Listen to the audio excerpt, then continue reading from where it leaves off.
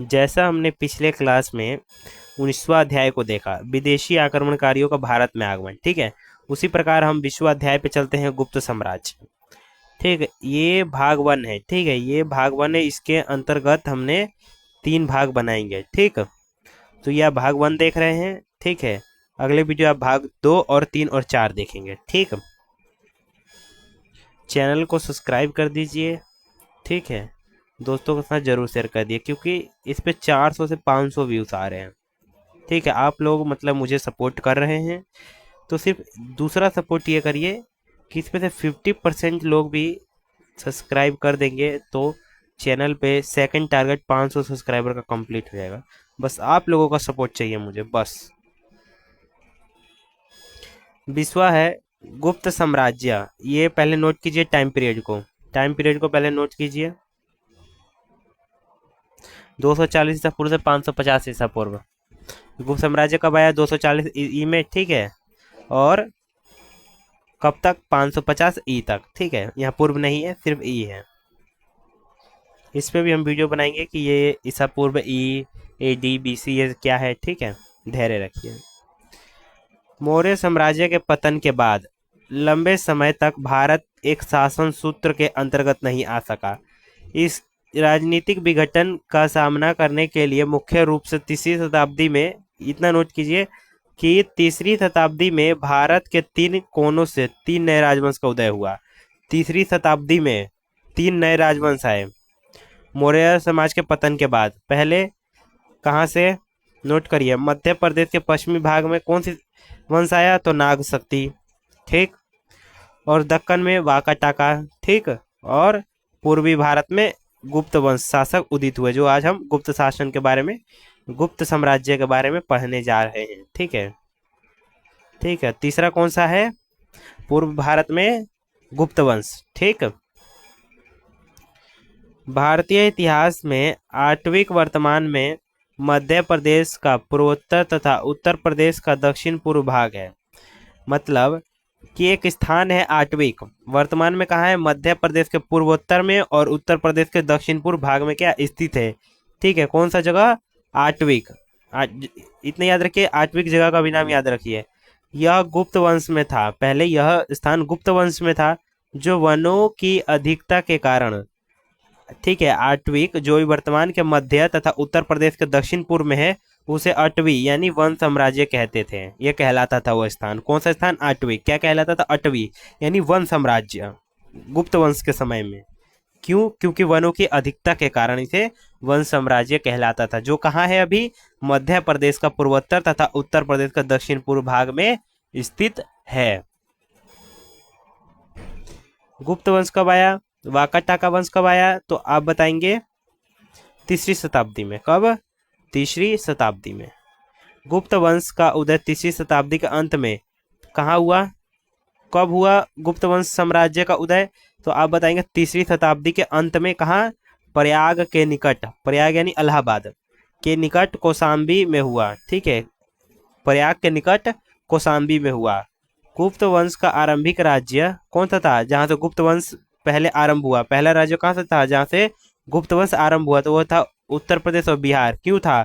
क्योंकि गुप्त मुद्राएं और अभिलेख अधिकतम कहाँ से प्राप्त होती है? अधिकतम उत्तर प्रदेश से ही प्राप्त होती है।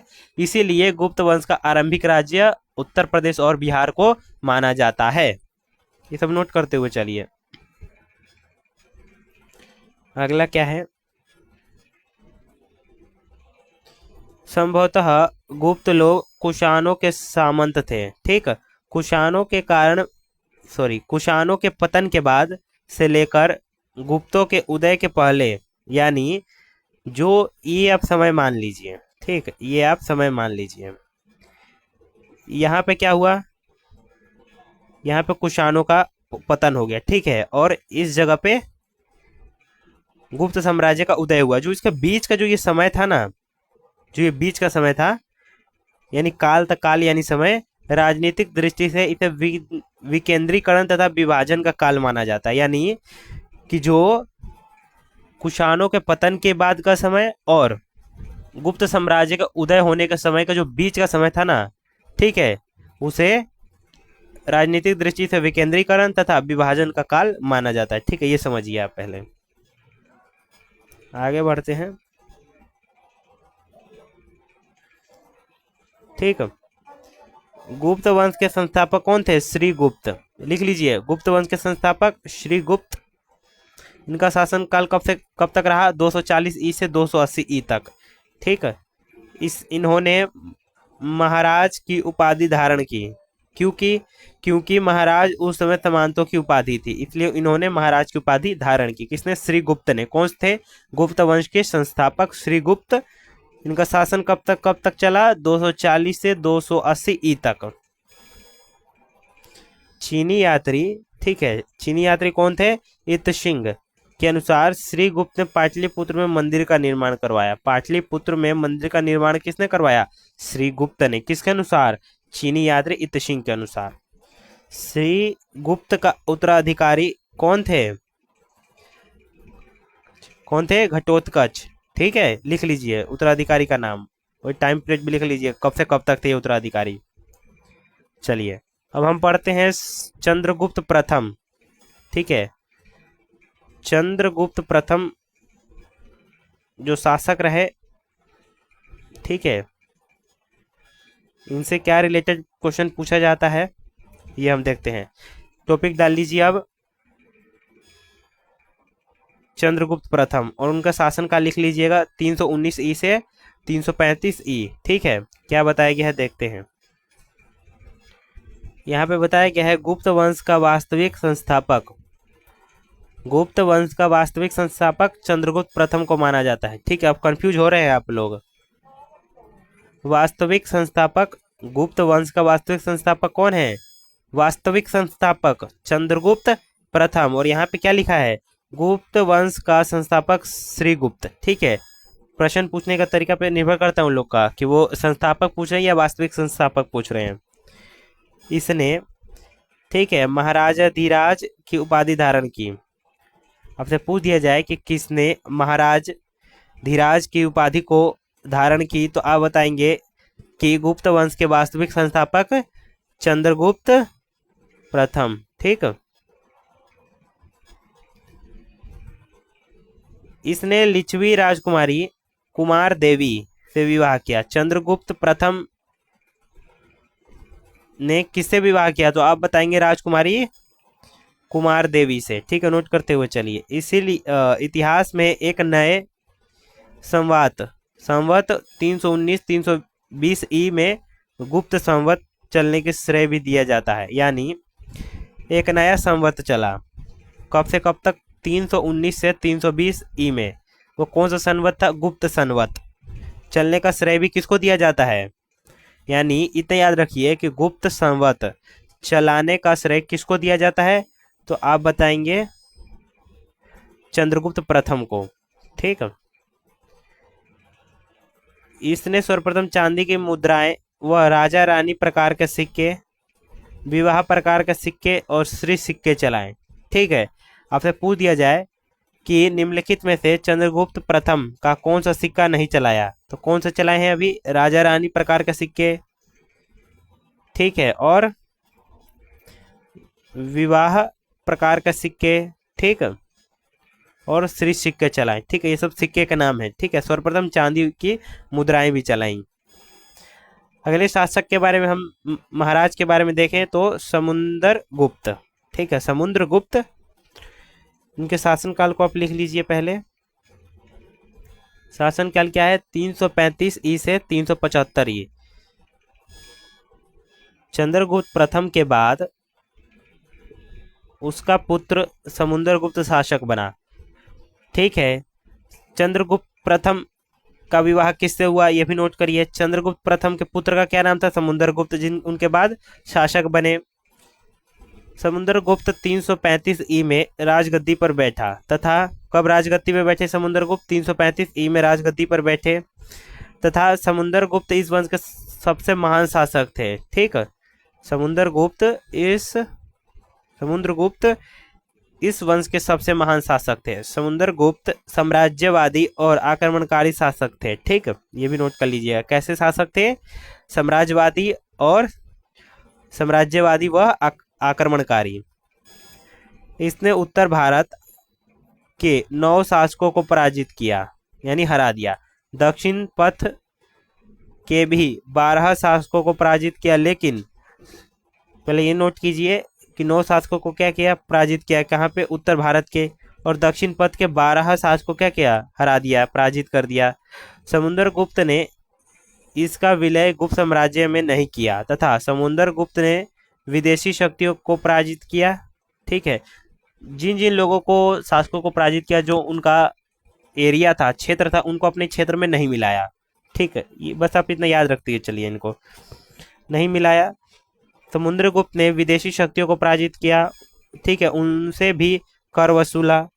इसने लगभग संपूर्ण भारत को विजित किया है ना, तथा इन्हीं विजयों के कारण इतिहासकार विंसेंट स्मिथ ने इसे भारत का नेपोलियन कहा है। नोट करिए इसको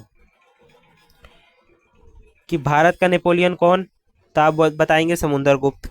किन्होंने कहा? इतिहासकार विंसेंट स्मिथ ने कहा। इतना ये लिखते हुए चलिए। समुद्रगुप्त विजेता के साथ साथ कवि, संगीतज्ञ और विधा का संरक्षक था। ठीक है, समुद्रगुप्त विजेता यानी कितने शासकों को हराए। ठीक है, विदेशी शासकों को भी हराए। ठीक है, उनके विजेता के साथ साथ वो कवि भी थे, संगीतज्ञ भी थे, विधा के संरक्षक भी थे। ठीक है, इसके सिक्कों पर वीणा बजाते हुए चित्र का चित्रित किया गया है। ठीक है, किनके मतलब पूछ दिया जाएगा किस शासक के सिक्कों पर वीणा बजाते हुए चित्र चित्रित किया गया है, तो आप क्या बताएंगे कि समुद्रगुप्त के सिक्कों पर।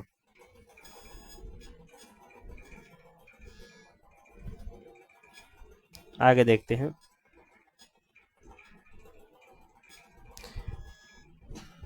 तथा कविराज की उपाधि प्रदान की गई है। इनको किस किस चीज की उपाधि प्रदान की गई है? कविराज। ठीक है, और भारत का नेपोलियन, विधा का संरक्षण, संगीत गए, कवि, और इनके टाइम पे सिक्कों पर वीणा बजाते हुए चित्र चित्रित किया गया है, और कविराज की उपाधि भी इन्हें प्रदान की गई है। समुद्रगुप्त विष्णु का उपासक था। ठीक है, समुद्रगुप्त विष्णु के उपासक थे। ठीक है, हरिसेन, नोट करते हुए चलिए कि समुद्रगुप्त किसके उपासक थे? विष्णु के। हरिसेन समुद्रगुप्त का दरबारी विद्वान था।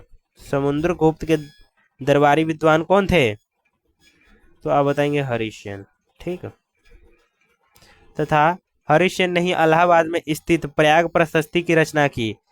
इलाहाबाद में स्थित प्रयाग प्रशस्ति की रचना किसने की? तो आप बताएंगे किसने की?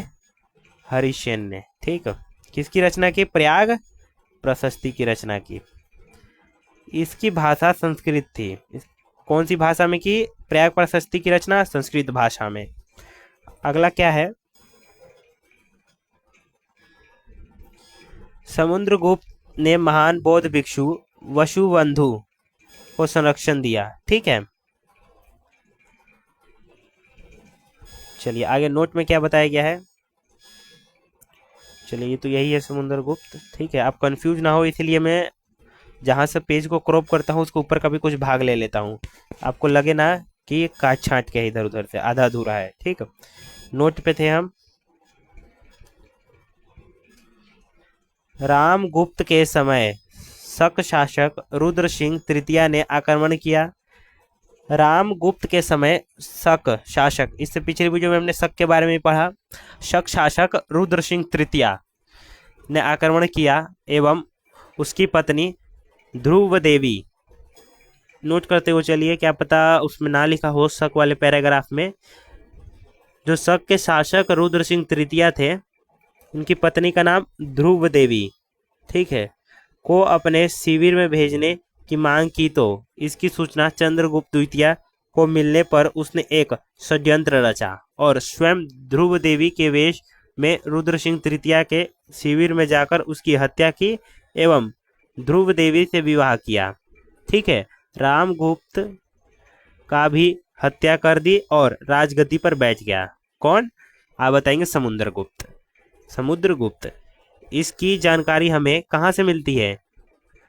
विशाखदत्त की देवी चंद्रगुप्तम से मिलती है। ठीक है, जो ये जानकारी है, जो मैंने ऊपर पैराग्राफ पढ़ा, इन सब की जानकारी कहाँ से मिलती है? हमें विशाखदत्त की, ठीक है, देवी चंद्रगुप्तम से मिलती है। ठीक है, जो देवी चंद्रगुप्तम है वह किसकी है? विशाखदत्त की। ठीक है, चलिए ये नाम नोट कर लीजिएगा कि देवी चंद्रगुप्तम किसकी है? विशाखदत्त की। ठीक है, अगला हम देखते हैं चंद्रगुप्त तृतीया, सॉरी चंद्रगुप्त द्वितीया। ठीक है, इनके साथ